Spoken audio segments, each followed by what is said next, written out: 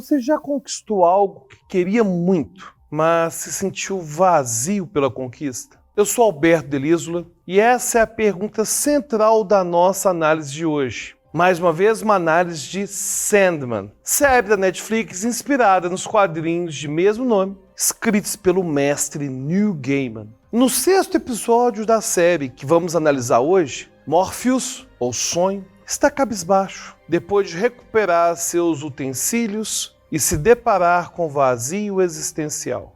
E para falarmos um pouco melhor sobre as reflexões trazidas no episódio, vamos trazer a posição de dois grandes filósofos e que nasceram com um século de diferença, Arthur Schopenhauer e Martin Heidegger.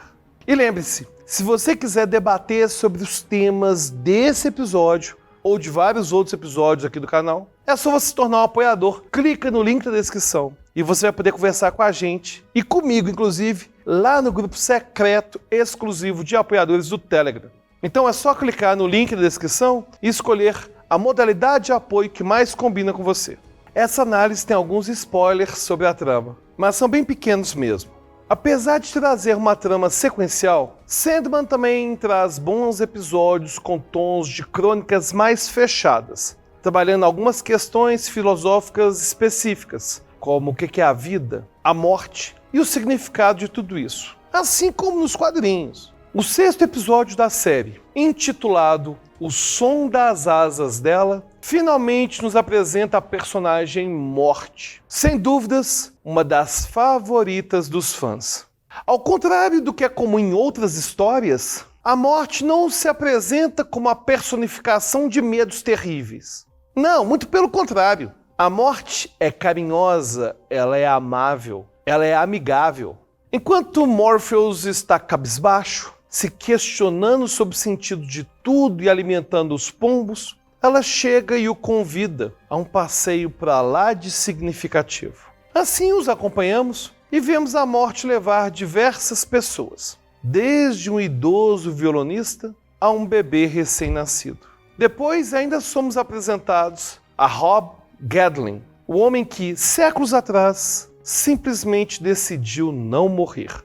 Morrer, dizia ele, era algo que as pessoas faziam só porque todos os outros faziam.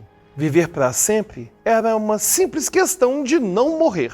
E ao escutá-lo, Sonho faz um trato com ele. A cada 100 anos, ambos passam a se encontrar. E Rob, mesmo no seu século mais sombrio, ainda se mostrava pronto para continuar vivo. E logo no início do episódio, vemos Sonho admitir que recuperar os seus itens e ter sua vingança simplesmente não lhe trouxe a satisfação esperada. Seu sentimento é o vazio existencial que muitos de nós enfrentamos. O pessimismo de Sonho é muito bem retratado através do pensamento de Schopenhauer, que dizia o seguinte: em primeiro lugar, nenhum homem é feliz, mas luta sua vida inteira através de uma suposta felicidade que ele raramente alcança. E mesmo que ele a alcance, ela só o decepciona. Valeu aí pela mensagem motivacional, Schopenhauer. Valeu demais, hein? É comum percebermos a vida através de um senso de equilíbrio. Várias filosofias e religiões apontam que a vida é feita de coisas boas e de coisas ruins. Mas como que era possível para Schopenhauer defender um ponto de vista tão sombrio? Para entender isso, precisamos entender primeiro que nós não fomos feitos para sermos felizes. Não existe qualquer compromisso divino, cósmico, que nos prometa a felicidade. A ideia de felicidade para Schopenhauer é apenas uma isca que nos faz procriar. Há apenas um erro inato, que é a noção de que nós existimos para sermos felizes. Enquanto persistimos nesse erro, o mundo nos parecerá cheio de contradições. Pois a cada passo, nas coisas grandes e pequenas, nós somos fadados a ver que o mundo e a vida certamente não são formados com o propósito de manter uma existência feliz. A partir desses preceitos, ele constrói uma filosofia de análise funcional. Somos enganados por miragens que só existem para a manutenção da espécie. O sentimento inicial de sonho É, portanto, o de uma entidade que foi pega por uma armadilha. Ele admite estar mais poderoso do que nunca, mas para que isso serve? E devemos admitir que esse pessimismo é atrativo. Schopenhauer concluiria seu pensamento indicando que o caminho não estaria em buscar a felicidade, mas em evitar o sofrimento, baseando-se muito em filosofias orientais, como o budismo. Mas será que devemos mesmo nos contentar com isso? Quando um século depois Heidegger surgiu com a sua filosofia, ele diria talvez que sonho estava, na verdade, carregando uma doença da alma, o esquecimento de estar vivo. Heidegger reconhecia o estado de tédio e aborrecimento gerados por conquistas que outrora nos deram a ilusão da felicidade. Para ele, no entanto, a vida que se resume a evitar o sofrimento nos leva ao Das Nichts, o nada.